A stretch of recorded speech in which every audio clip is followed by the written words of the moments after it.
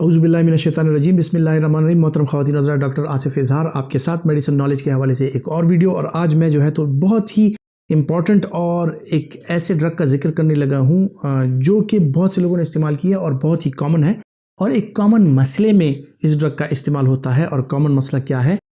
वो है जी स्केबीज़। और स्केबीज़ के साथ जो इचिंग होती है या जो प्रूराइटिस होता है या खारिश की जो बीमारी होती है, उसमें अक्सर औकात आपने देखा होगा कि डॉक्टर जो है मुख्तलिफ किस्म के लोशंस आपको एडवाइस करते हैं, और उसमें एक लोशन है जिसमें क्रोटामेटॉन पाया जाता है, और या अलोन और या इन कम्बिनेशन विद सल्फर पाया जाता है। सो मैं आज आपको बताता हूँ कि क्रोटामेटॉन जो है वो क्या चीज़ है, इसके साथ सल्फर अगर ऐड किया जाए उसके क्या इफेक्ट्स होते हैं, इसकी लोकल एप्लीकेशन कैसे की जाती है, और किस तरह ये मुख्तलिफ किस्म के जो आपके स्किन रैशेज होती हैं या जो आपको खारिश का अमल होता है या प्रूराइटिस या स्केबीज की जो बीमारी है वो किस तरह इसके साथ ठीक होती है।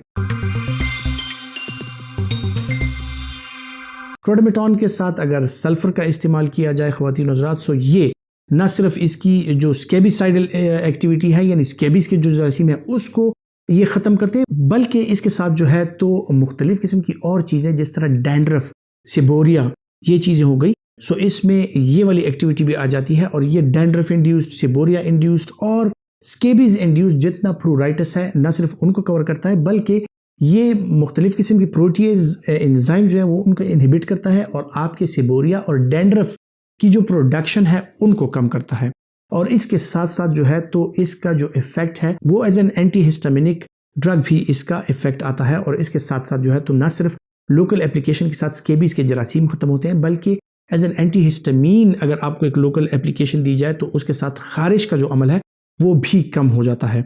इसके साथ ज़रूरी नहीं है कि आप अगर ये इस्तेमाल करें तो आप खारिश की कोई और दवाई या ओरल एंटीहिस्टामीन का इस्तेमाल नहीं कर सकते। इसके साथ ओरल एंटीहिस्टामीन का इस्तेमाल भी कराया जा सकता है, लेकिन लोकल इफेक्ट्स भी इसके ऑन हिस्टामीन रिसेप्टर्स हैं जो आपकी स्किन पे है, उसमें इसका लोकल इफेक्ट भी आता है, और आपको एंटीहिस्टामीन की जो रिक्वायरमेंट होती है वो कम हो जाती है।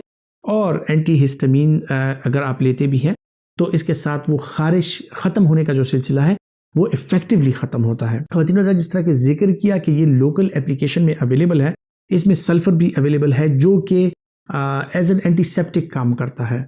सो एज एंटीसिबोरिक, एंटीसेप्टिक, एंटीस्केबीज ये लोशन जो है ये क्रीम्स में भी अवेलेबल है, लोशन में भी अवेलेबल है, मुख्तलिफ किस्म के कम्बिनेशंस में जो कि आप स्किन पर डायरेक्टली अप्लाई कर सकते हैं। अब इसके एप्लीकेशन का तरीका क्या है?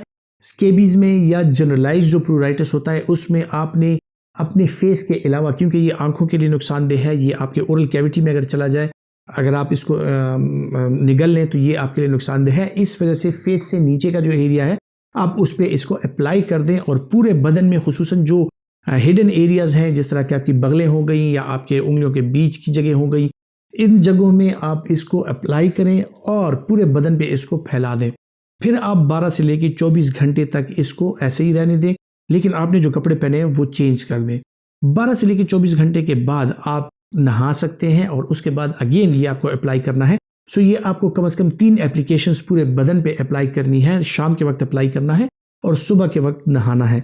सो इसके साथ आपकी अगर स्केबीज की वजह से या मुख्तलिफ किस्म के और जरासीम है, इसकी वजह से अगर आपको प्रूराइटिस या खारिश हो रही है वो ख़त्म हो जाती है और आपको खारिश से जान छूट जाती है। खुसूसन वो लोग जो कहीं जाते हैं और वापसी पर जब वो घर पहुंचते हैं उन्होंने होटलिंग की होती है या कहीं और किसी और जगह पे मुख्तलिफ किस्म के जो बेड बग्स हैं या स्केबीज के जरासीम, उनको मुख्तलिफ किस्म के कंबल या पिलोज या मुख्तलिफ किस्म के बेड शीट से वो आपके कपड़ों में और आपके जिस्म पर मुंतकिल हो जाते हैं। सो अगर आप घर आके इसका इस्तेमाल करें और अपने कपड़े जो हैं वो धोएं, तो न सिर्फ ये कि ट्रांसमिशन रुक जाती है, बल्कि आप अपने घर वालों को कहीं और से जो खारिश आप अपने साथ लेके आते हैं, जरासीम अपने साथ लेके आते हैं, वो भी आप घर वालों को मुंतकिल करने से बाज रहते हैं। सो अगर इसका इस्तेमाल प्रोफाइलेक्टिकली भी स्किन पे किया जाए तो ये कोई नुकसानदेह चीज़ नहीं है। आप अगर कहीं बाहर से आते हैं, किसी एरिया पे आपने कैंपिंग की है या होटलिंग की है, उसके बाद अगर आप आके इसका इस्तेमाल प्रोफाइलेक्टिकली करना चाहें तो आप कर सकते हैं।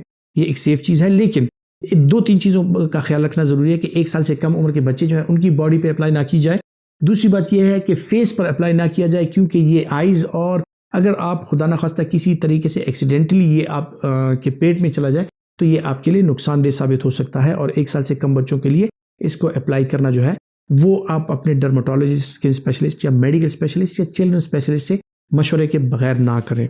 ख्वातीन हज़रात, उम्मीद करता हूँ कि ये बातें जो हैं आपके लिए मददगार साबित होंगी और आपको ड्रग्स के बारे में जानने का मौका मिलेगा, खुसूसन उन ड्रग्स के बारे में जो घर पे रोज़मर्रा के इस्तेमाल में आती हैं। अपना बहुत सा ख्याल रखिएगा। अल्लाह हाफिज़।